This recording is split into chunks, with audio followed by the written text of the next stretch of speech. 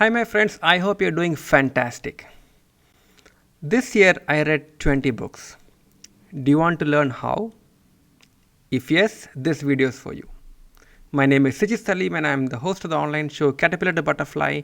And in this video, I'm going to speak to you about how I read 20 books this year.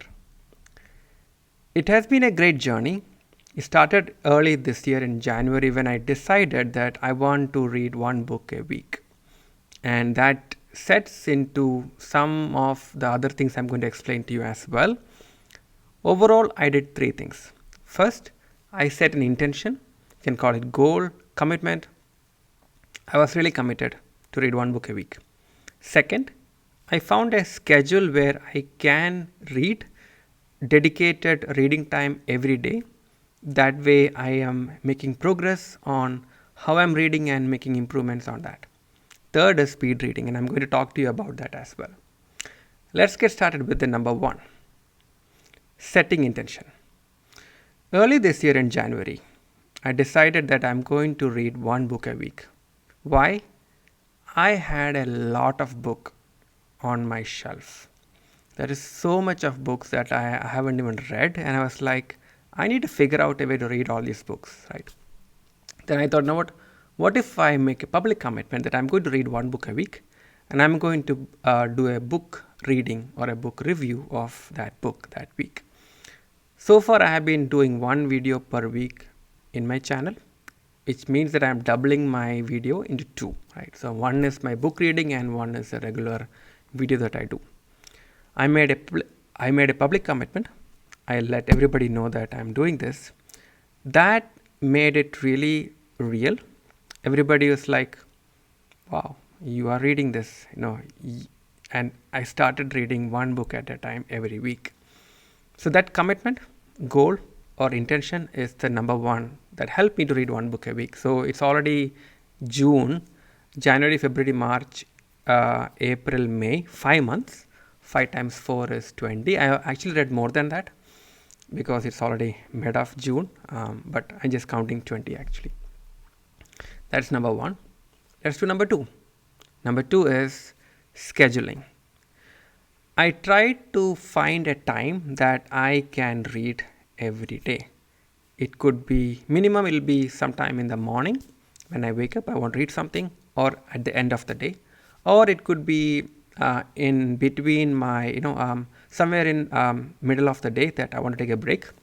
And I always had a book at my, at my coffee table at home, or bookshelf, in the place where I sit, or at my desk at my office. So it's very easy for me to get access to a book and I can grab it and read. So that commitment to read and dedicating a specific time for me to read was very helpful, and that was one thing that really worked well for me, and I hope you should also try it from your side as well. Number three is speed reading.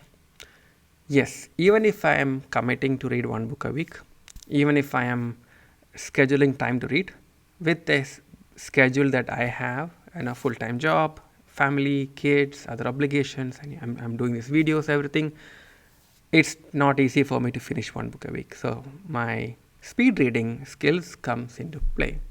I learned speed reading because I wanted to read a lot of materials and I wanted to get through a lot of research papers and things, especially when I was doing my school days, when I was working, and I was also going to school at that time for my business school at that time, and I learned speed reading to help me to finish all the assignments and the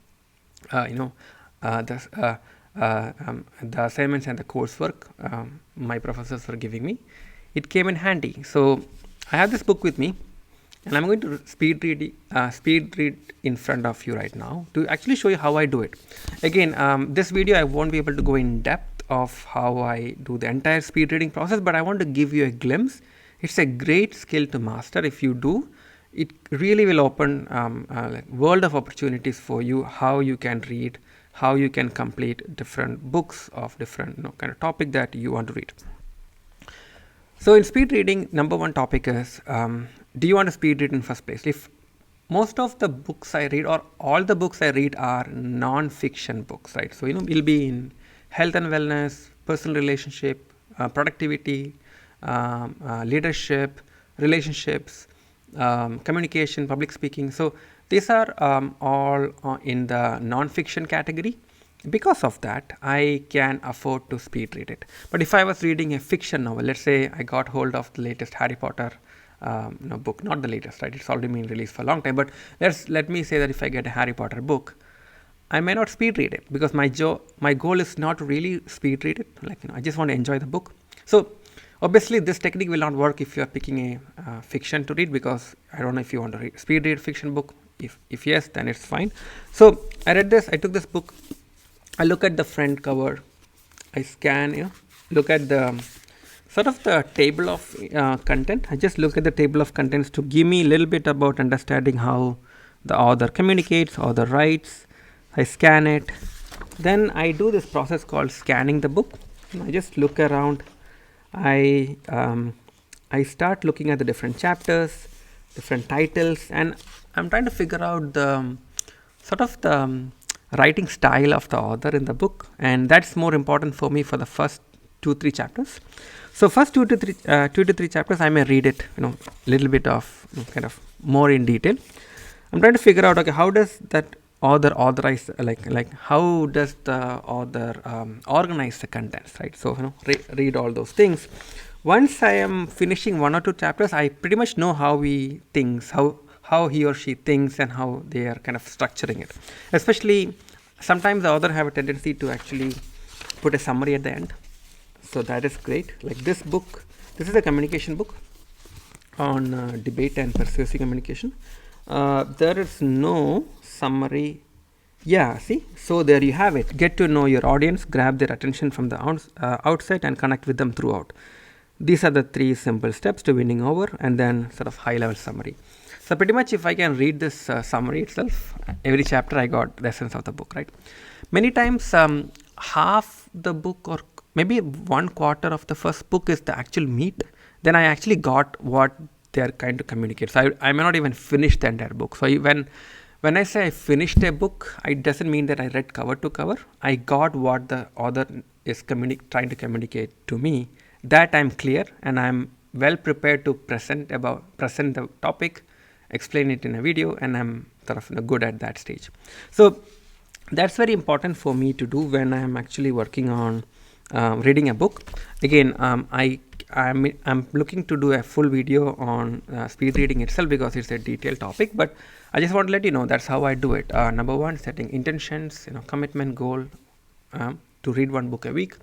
Second is scheduling time block either in the morning, evening, or somewhere in between the day. And sometimes I don't even get any time at all, then I actually will completely speed read a book, right? And then third is the main speed reading itself, which is what I explained, and I've been making great progress. If I pass another 5 more months, that is 40 books in my list, and it's going to be incrementally adding, and I'm so happy how I'm progressing on. Right now I changed the pattern a bit. Initially it was about just reading, but now I'm more about a theme-based reading because I have different kind of books and I want to explore different one. So I take health and wellness, and I given month I read everything in health and wellness.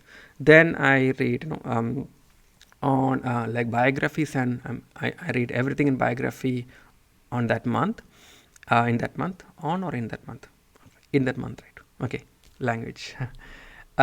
Great. So that's exactly the thing, which is how do I stay on top of my book reading is these 3 principles I shared.